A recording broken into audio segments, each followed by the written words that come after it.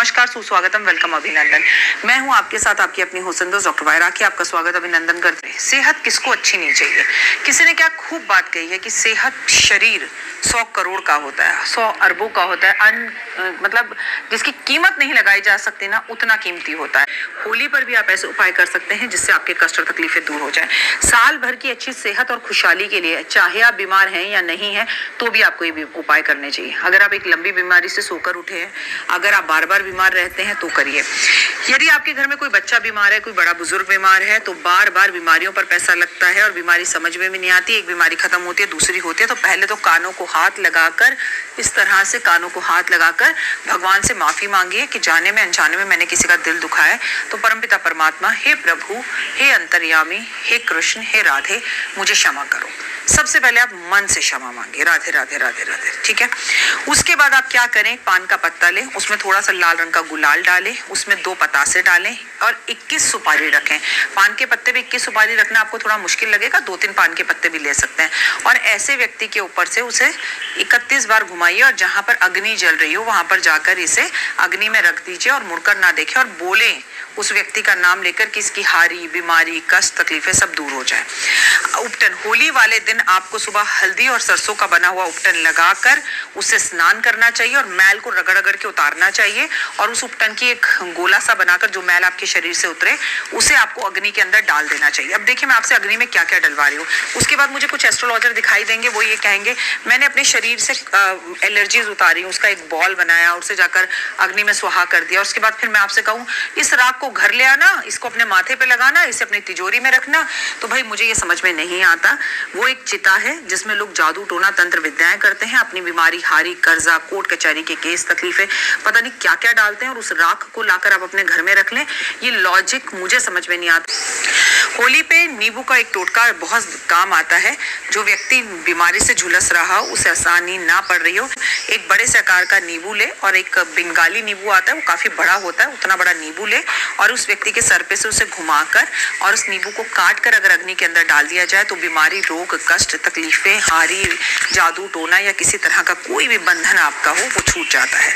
जैसे कि अगर आप चाहें तो एक गाय के गोबर को ले, उसका उपला बनाएं और ऐसे व्यक्ति के कमरे में से होली का दहन वाले टाइम पर जला दें जो, और उसमें कपूर रखें, लौंग रखें, इलायची रखें, तेज पत्ता रखें, लोबान रखें। जो व्यक्ति बहुत बीमार रहता है या उसके सर पर से भी घुमा दें उसी टाइम पर, जिस टाइम पर होली का दहन हो रहा हो, तो उस घर से नकारात्मकता भी दूर होगी और व्यक्ति के शरीर में से बीमारी भी दूर होगी। होली वाले दिन आपको होलिका की 3 परिक्रमा लेनी चाहिए, ब्रह्मा, विष्णु, महेश की, और उल्टी परिक्रमा लें और ये कहे कि प्रभु मैं अपनी बीमारी, हारी, सब कुछ इस परिक्रमा के साथ यहीं बांध कर जा रहा हूँ या जा रही हूँ, मेरे कष्ट और तकलीफों को दूर कीजिए।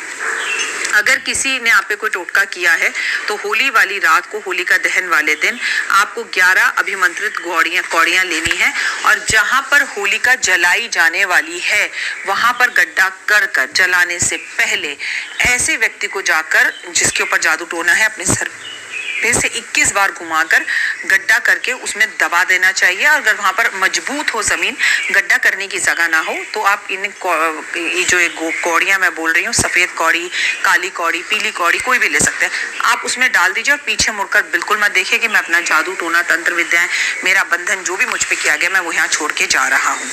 नींबू की माला बनाकर भैरव बाबा को, नींबू की माला बनाकर माँ काली को होली वाले दिन, होली का दहन वाले दिन अर्पण करने से, जिसमें कम से कम 21 या 31 नींबू जरूर हो, आपको लाभ होता है। उड़द की दाल के दही वड़े बनाकर, जलेबी बनाकर अगर आप सफाई कर्मचारी को इस दिन खिलाते हैं या गिफ्ट में तोहफे के रूप में देते हैं तो भी आपकी तकलीफें दूर होती हैं और कष्ट दूर होते हैं। होलिका दहन के समय पर जब अंगारे जल रहे हो, जब आग जल रही हो, उसमें आपको करना क्या है, कोई भी एक पापड़ ले ले, आम का हो वो पापड़ या दाल का हो वो पापड़, और अपने हृदय से लगाकर उसे जलती हुई होलिका में डाल दे और उसे मुड़कर ना देखे तो हृदय रोग या हार्ट अटैक, या आपको अगर जिसे कहते हैं स्टंट डला है, आपको दिल की बीमारी से डर लगता है, उससे आप बच जाएंगे। यदि आप बहुत बीमार हैं, बहुत परेशान हैं, तो आपको 1 मुट्ठी पीली सरसों और थोड़ी सी जो काली मोटी इलायची होती है वो 7 इलायची लेकर और एक फिटकरी का टुकड़ा लेकर अपने सर पे से घुमाकर इसे 7 बार घुमाकर अग्नि में डाल देना चाहिए, काले कपड़े में डालकर। इससे भी कष्ट और तकलीफों से आप दूर हो। और जो इसे जला ना सके, जिनके यहाँ दहन नहीं होता होलिका का, उनके लिए मेरे पास एक बहुत सरल उपाय है कि ऐसे में वो क्या करें, ऐसे में सिर्फ वो इसे जल प्रवाह कर दें या पीपल के पेड़ के नीचे रख दें। कि अगर लगातार आपके ऊपर लगता है अभिमंत्रित है, आपको लगता है आपके घर के बाहर कभी नींबू मिलता है, कभी नमक मिलता है, कभी कुछ कौड़ियाँ मिलती हैं, तो आपको इस दिन अपने घर में 11 लौंग कपूर पे रखकर जरूर जलानी चाहिए और उसका धुआं देना चाहिए। यदि आपको बार बार बुरी नजर लग जाती है तो देसी घी के अंदर बत्ती को भिगोकर 7 बार अपने सर पे से घुमाकर आपको एक पान के पत्ते पे 2 पतासों के साथ जाकर उस जगह पर रख देनी चाहिए जहां पर होलिका दहन हो रहा हो, तो आप कष्ट और तकलीफों से बच जाते हैं। लेकिन होलिका दहन पर किसी के भी घर की सफेद चीज ना खाएं, प्रसाद ना खाएं और प्लीज राख को ना उठाएं, राख को माथे पर ना लगाएं। आपने अगर ये उपाय पिछले साल भी किए थे तो आपको इससे क्या फायदा हुआ, खुद से आजमा लीजिए। उल्टा आपके पास अगर पैसा आएगा तो बीमारियों के साथ आएगा। होलिका दहन की राख को घर लाने की गलती कतई ना करें। फिलहाल मुझे दीजिए इजाजत, अपना और अपनों का रखिए खास ख्याल।